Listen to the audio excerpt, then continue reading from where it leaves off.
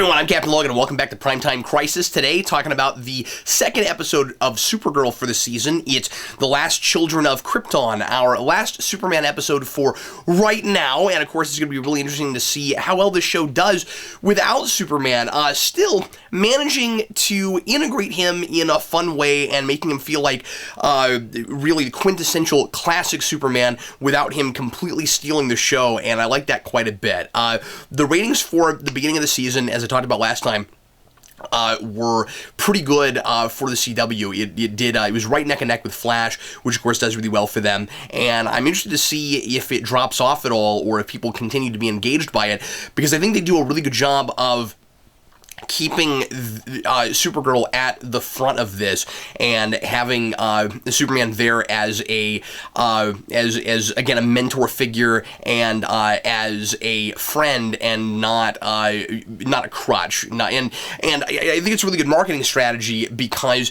he is a crutch in a way. This is a way to get people to jump into the show that maybe haven't before. But since it's a world that revolves around Superman, and then we're looking at the Supergirl pocket of it, it makes a lot of sense to get him in there and then get him out. This is feeling so much, and of course I'm sure we'll see him again down the road, but this is starting to feel so much like a soft reboot for this show. I've been seeing people all over the internet saying that. I totally agree with it.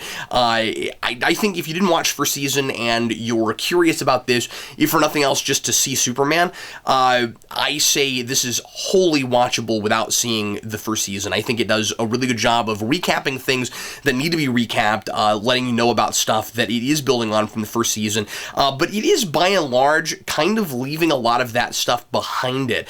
I think the continuity becomes a little bit of an issue here and there, not that we're making a lot of huge continuity mistakes. There aren't a lot of incongruities. It's just a matter of doing a lot of things retroactively and clearly like steering in another direction. Some of that is clunky, and I'll talk about that as I go along, but I do think that a lot of folks who might not have liked it so much at the beginning or never gave it a shot, I think you might like it a lot more here, especially if leading with all the big Kryptonian stuff wasn't your bag. This strikes me as kind of where this should have begun, where this should have started in the first place, and I think it's going to be, like I said last time, kind of weird going back and watching first season and then going into this. So let's go ahead and get into stuff. My favorite thing about this episode is Superman and Supergirl at the beginning flying around saving people. That is so much fun. I would have taken a whole episode of, as John Jones puts it, their showboating. Yeah, that's fine with me. That was so much fun. They go save a person, and then there's a robbery, and they rush off and they go stop the robbery, and it was thrilling, and it was again just classic Superman stuff. So much fun. We've got Kara's new boss, Snapper Carr, who doesn't want Kara to work for him. He fires her immediately. I like that a lot. Cat Grant gives, at the end of last season, as we talked about last time, Kara carte blanche to do any job she wants. And now we're pushing against that a little bit. And I wonder if moving forward, the CW, or this really feels a lot like new creative people coming on the show and steering it in a different direction, like they didn't like things that the previous staff did, which I don't think is what's going on. So it's kind of interesting. I wonder if the CW didn't give them some notes, and if they, I'd really like to know the behind the scenes on this and why we're steering the ship in such a different direction, and why we're with some things that we set up last season, we're going, we don't really think that was a great idea, so we got to do everything we can to kind of course correct. So last season, the idea, like I said, was Cat Grant gives Kara any job she wants, and this guy says, you've never been a reporter, you don't get to just be given that job, you have to be a reporter, you have to live that life, you have to be obsessed with the truth.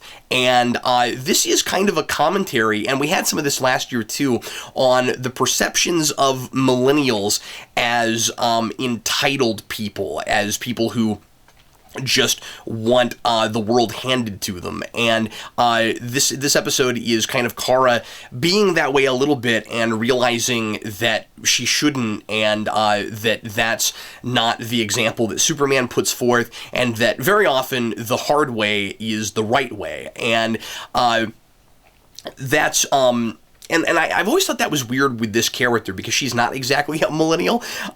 She was raised on Krypton first, and then was in the Phantom Zone for a long time.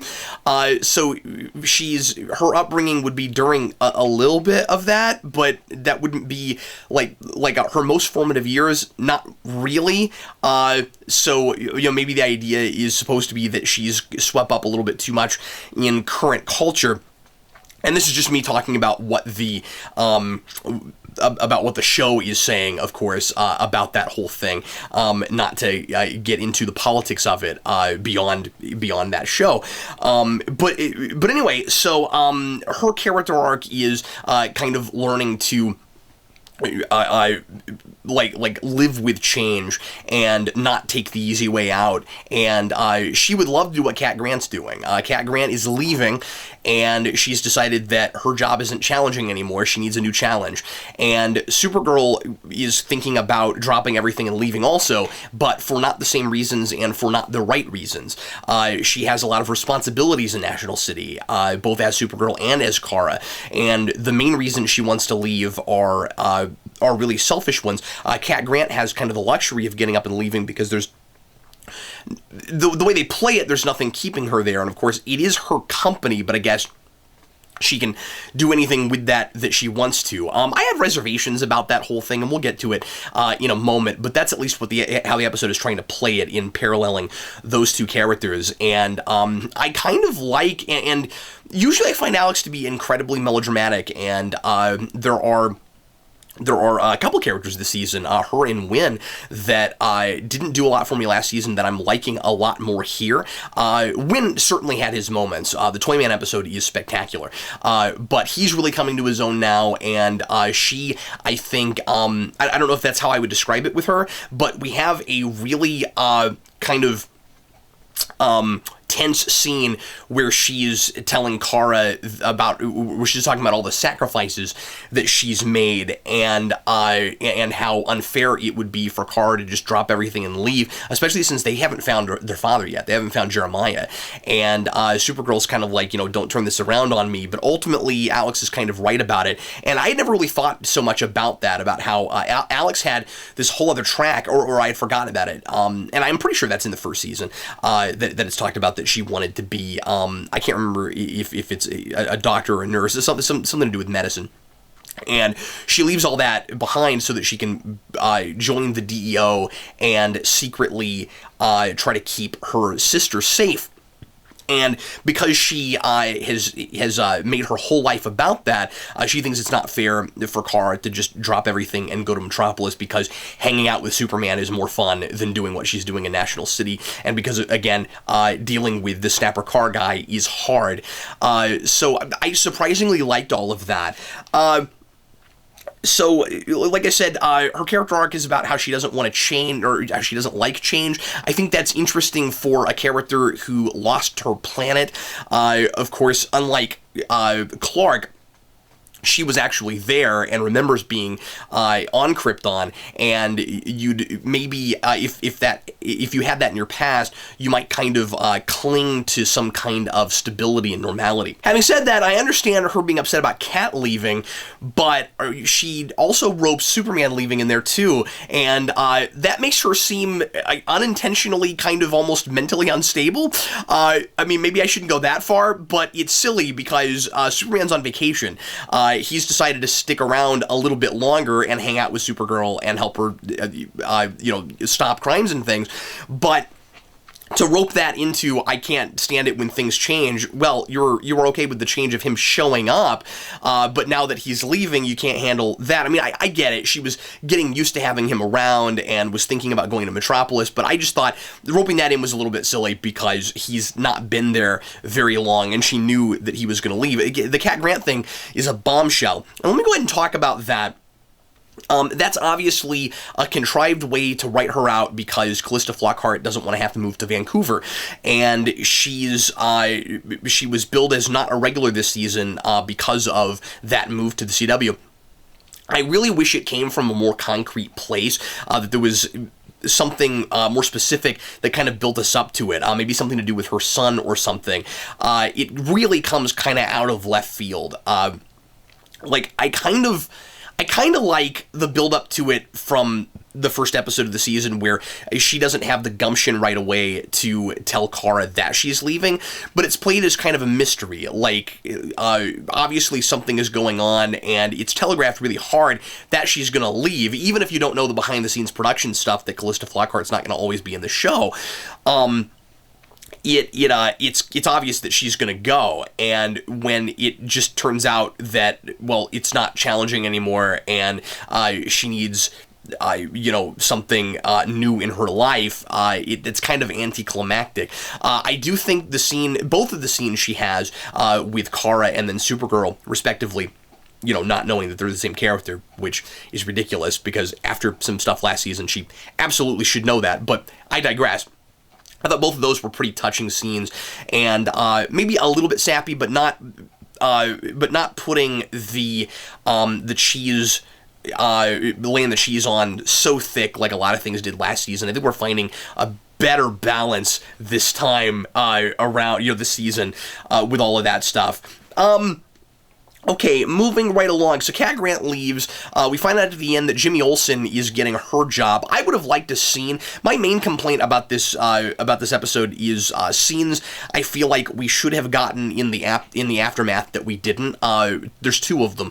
One is I would have liked to have seen a conversation, or maybe not aftermath with the Jimmy thing, but I would have liked to have seen a scene with Jimmy and Cat Grant, especially because he's so in the background, and it's almost like this show has too many characters they're trying to juggle, or they've just decided they don't even really want Jimmy Olsen in the show anymore. And we'll see now that he is heading Catco if he gets more to do, and if he takes on her role in the same way where, because that's the leader of the corporation, we get a lot of screen time with him, but I suspect that since Kara doesn't answer to him directly now, we'll get a lot more Snapper Carr and a lot less of the person in that role.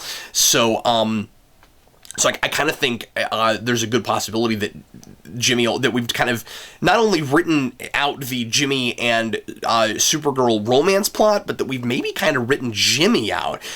We'll see how that goes moving forward, but I would have liked a scene with him and Cat Grant. And I also would have liked some... Okay, I said two. There's three. Also with Jimmy, I would have liked some screen time with him and Superman. They're supposed to be best buds. Why do we get one token? Oh, hey, Superman, good to see you. And then that's, or even, I think it's even Clark in the last episode. I forget. But I would have, I think it's unfortunate we don't get to see them pal around at all. And finally, toward the end, why isn't there, because if memory serves, there's really nothing, why isn't there some kind of a reconciliation scene with Kara and Alex after the argument that they got into, especially just to solidify her reasons for staying? I feel like that whole character arc kind of gets lost in the shuffle with the big fight at the end with the Metallos and stuff, where by the end, and I mean, you could argue for subtlety, I guess, but I don't think it quite plays. I'm not saying that she arbitrarily decides to stay. I think the reasons are clear enough, but I would have liked a conversation about it. There's no Lena Luthor in this episode. We're establishing a lot of interesting things moving forward, and it seems like we could get a really complex, interwoven story for the season with a lot of different subplots that weave in and out. And I'm hoping that's what happens, as opposed to things just getting really super convoluted and interesting things like Lena Luthor getting kind of lost in the shuffle. But I thought it was interesting that we have so many different things we've already set up for the first episode that we don't even get to Lena this episode. And I'm very interested in her and whether or not she ends up being evil, or if they play her as being kind of this potentially scary thing in the background that turns out to be as altruistic and kind-hearted as she's played as. We've got Mon-El, and you don't really know this yet unless you've been looking at behind-the-scenes stuff. I think I talked about this last episode, but the person in the pod from Krypton is Mon-El, and we'll see how exactly they play him when he ends up waking up. That also feels like kind of a thing that, like, okay, they set up last season, now they got to figure out what they're going to do with it, because when the pod crashes, the creators came out and admitted, we have no idea who's in the pod. And so they've decided now that it is Mon-El. And we bring him up again at the end of the episode. It's really easy to forget that he's even there, and that's kind of...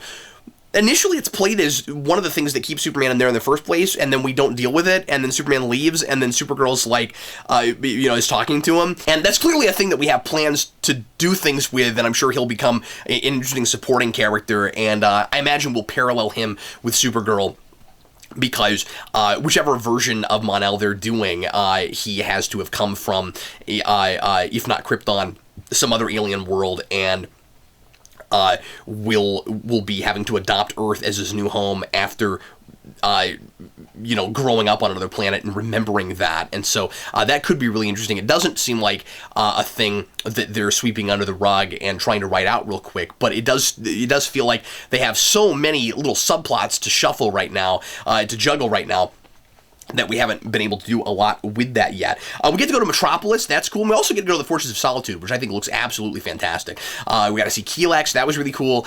And with Superman and John dealing with the Kryptonite stuff. I still have my reservations about the whole thing with Superman not wanting to work with the DEO if they're going to have Kryptonite. I sort of get his side of it. The problem is, this works better if we didn't have all the Kryptonian stuff last season, and that's even brought up. Like, hey, Superman, how are we supposed to deal with Non and all the Kryptonians last season if we don't have Kryptonite? Like, that's the only way you can really deal with Kryptonians, and if it's a Kryptonian up against another Kryptonian, it's kind of a stalemate, unless you snap their neck. And so it's hard for me to buy that Superman wouldn't appreciate that compromise to a degree, and he's vindicated because we do the typical doomsday weapon getting in the wrong hands scenario. So they shouldn't have Kryptonite because what if somebody else got a hold of it? Because A, they're having Kryptonite automatically means they don't trust Superman. I don't like that either. There are other Kryptonians around. If he was the only one, there's an argument there. But last season there were like 60 of them, and they were this big army, and they were trying to take over the world. So I'm not really with Superman on that. Somebody help me out, because I'm hoping I just missed something. I'm really confused about this. At the end, John says he decides Superman's right, and he gives him all the Kryptonite, and he's in a big lead box, and he says he tells Superman that he knows he'll do the right thing, and then Superman flies off with it. And then he goes back to Metropolis, and he's Clark Kent. I don't know what he did with the Kryptonite.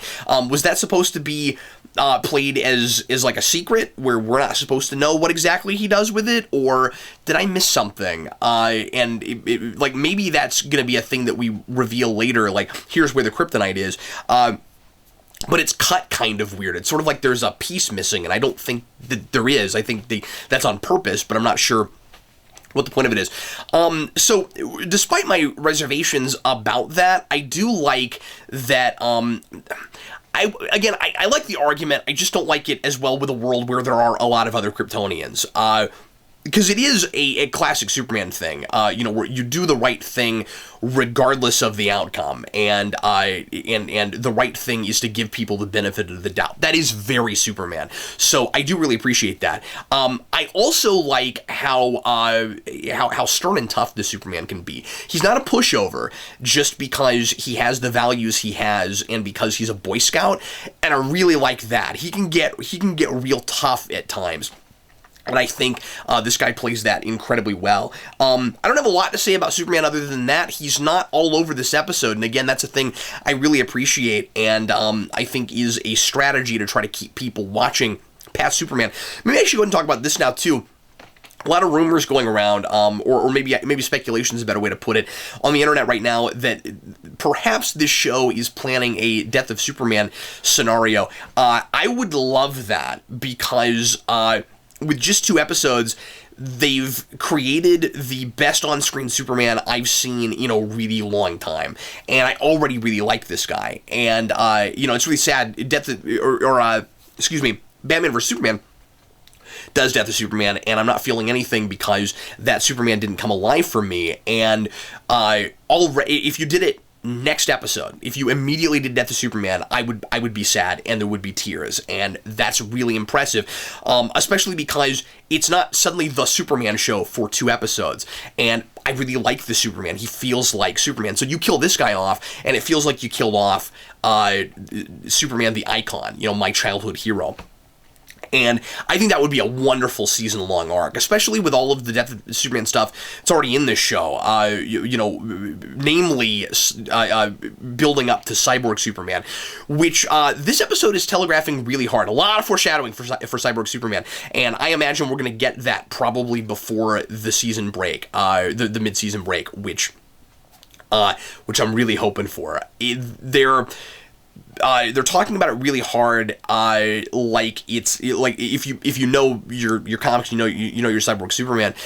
It sure feels like that's what Jeremiah is going to be, especially because the lady that runs Cadmus, who I think is great, by the way, she's super creepy. She says they've already done something to him, and she tells Alex, I think it's Alex, that she would rather have him back the way he was before. I think we're going to get to see Dean Cain play Cyborg Superman, and I predicted this last season. Now, I don't know what the heck exactly happened to Hank Henshaw. I can't remember if we've definitively said that he's dead or what, but or if he's somehow rather going to be mind controlling Dean Cain's character. It's been a while. I would have to go back to first season again and see if there's something I'm missing with that whole background with Hank Henshaw, but I think we're going to get to see Dean Cain play Cyborg Superman, and that sounds just exciting. And anyway, so what else do I need to talk about? The anti-kryptonite suits are hilarious. Wynn makes a big deal out of getting to be the tailor for Superman and Supergirl in making their anti-kryptonite suits, and they turn out not to be suits at all. And it plays as too much of a reveal. It's really silly, where he's working on it and you don't get to see very much of it, and then when they put them on, they're just shields that go over their Superman crests, which I guess is fine, but this show doesn't tend to cop out like that. It doesn't usually spare expense too much, and even being on the CW, I think the special effects still look great going into this episode. I think the action is wonderful and thrilling. And it doesn't look like it's lost really any production value. I think the fight with both the fights with First Metallo and then the Metallos, I think are really good. So, like if we just didn't make a big deal out of Wynn's making suits and called them suits, it wouldn't be so silly. But then they put them on, and it's and Superman's like, I love it. I'm like, what's to love? It's not that impressive. It's a shield that goes over your shield. What made it really hokey is that during that fight, the Metallos kept shooting directly at the shield. Why don't they try for another body part? I don't understand. They just keep shooting directly into the center, and it's clear that what they're doing is having no effect. They never aim at the legs. They never aim at the face. They just stay right here. It's hilarious. I think that is going to be it for me today. Thanks a lot for watching. Sure appreciate it, and I'll see you again next week. I am really liking this show right now, and I liked it a lot last season, but I think most of the changes they've made and this kind of soft reboot they're doing, some of the ways we're getting into it are contrived and simple and could have been smarter getting us there, but I really like the status quo we're in right now, and I can't wait to see more. This is hands down the best of the superhero shows on network television that I'm watching right now. Thanks a lot for watching. Sure appreciate it. I'm Captain Logan, and I'll see you again next time.